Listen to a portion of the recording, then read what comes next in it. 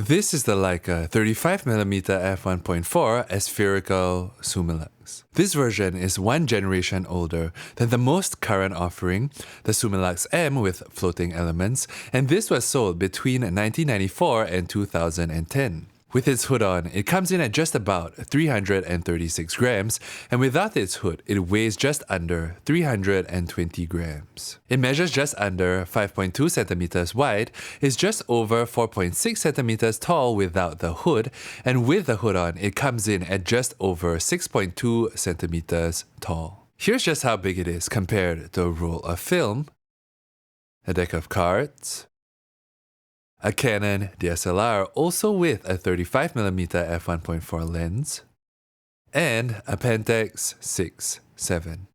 Here's what it looks like when mounted onto a black paint Leica MP, and now without the hood. And speaking of hoods, it's also compatible with a hood from the 28mm f2 summicron, so here's what that looks like.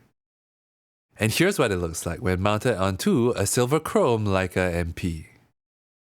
The aperture ring goes from f1.4 to f16 in half-stop increments, and the focusing ring goes from infinity to just under 0.7 meters. It does take 46mm filters, and it also has zone focusing distance indicators from f2.8 to f16. And engraved into the underside of the lens is a subtle Made in Germany text in black. Here's its size in comparison to the Leica 35mm FLE with floating elements. And here's just how big it is compared to the 2022 reissue 35mm steel rim Summilux.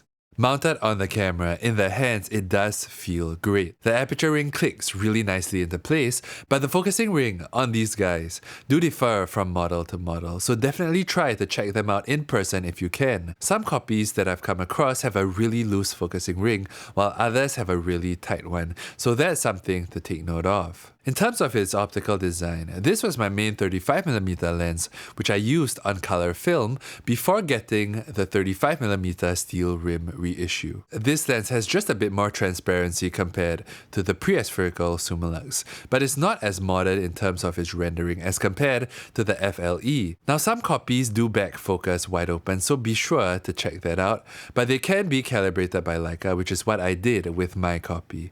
But if you're looking for a 35mm lens that has a bit more character, that doesn't feel too vintage but it doesn't feel too modern as well, this is definitely one to check out. That's all for today's video. If you want to watch more videos like this in the hands, subscribe and I'll see you in the next video.